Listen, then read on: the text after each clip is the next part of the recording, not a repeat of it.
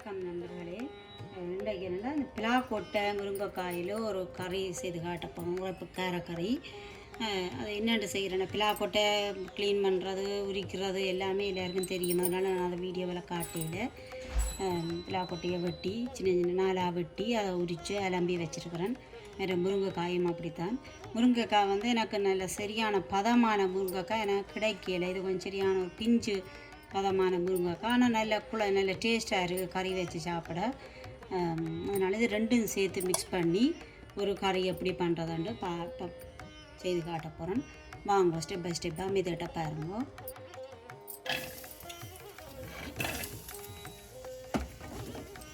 இது நான் முதலே தாளிக்கையில் முதல்ல இதெல்லாம் போட்டு வெங்காயம், பச்சை மிளகாய், இதுக்கு பூண்டும் போட நல்லா இருக்கும், கார்லிக். அப்போ அதுவும் போடுவேன். பாருங்க, எல்லாமே கொஞ்சம் ஜாஸ்தியாக கொஞ்சம் நிறையத்தான் போடுறேன். எல்லாமே அந்த ஃப்ளேவரோட நல்ல டேஸ்ட்டாக இருக்குன்றதால போடுறேன். சில பேர் மிளகு சீரகம் தட்டி போடுவீங்கன்னா, ஆனால் நான் அப்படி போடையில் தாளிக்கிறது கடைசியாக கறி வச்சுட்டு தான் தாளிக்க போகிறேன்.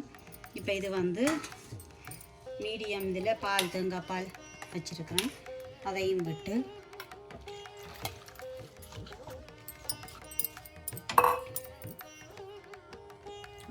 அடுப்பை ஓன் பண்ணுங்க.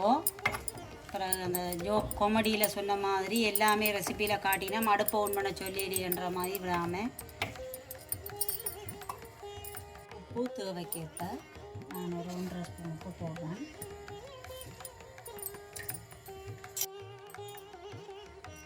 தூளும் காரத்துக்கேற்ப போட்டுக்கொள்ளுங்க.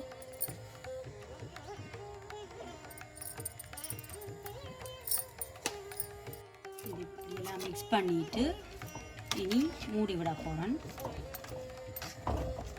இந்த காயை மூடி இருக்கணும். இந்த பால் சில சமயங்களில் நீங்கள் அடுப்பை ஹையில் விடும்போது மூடினா பிறகு கறி தண்ணி மேலால் பொங்கி வலிக்க பார்க்கும். அதனால் பார்த்து அடுப்பையும் கணக்கான மீடியத்திலையோ லோவோ அதுக்கு தக்க மாதிரி நீங்கள் சமையல் பண்ணுற பாத்திரம் அதுகளை பொருத்தம் இருக்குது அந்த சைஸுக்கு.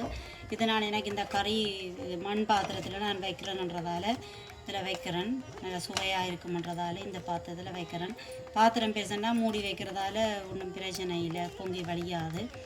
இது அளவான பாத்திரம்ன்றதால கிடக்கிட பார்த்து கொள்ளணும். அடுப்பை கணக்கான பதத்தில் அடுப்பை எரிக்க வையுங்க. இடையிலப்பா இந்த கறி அரைக்காடு வெந்திருக்கும். பாருங்க, இடையில கிளறி விடுவோம்.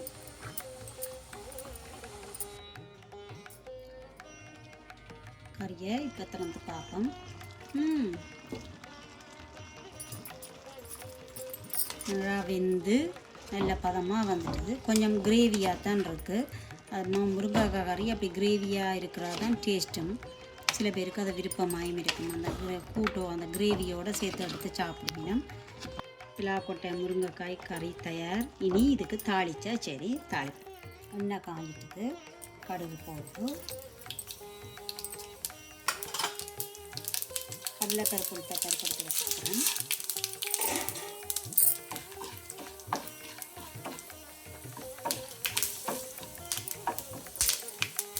இதோடையே ஜீரகமும் ஒரு 1/2 ஸ்பூன்,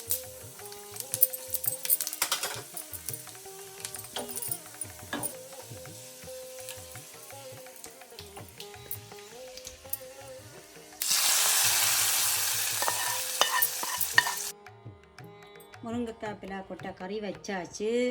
நீங்கள் இதை சாப்பிட்டு பார்த்து உங்களோட கமெண்ட்ஸையும் உங்களுடைய ஏதாவது கொஷன் இருந்தால் அதை பதிவிடுங்கோ. நன்றி, வணக்கம்.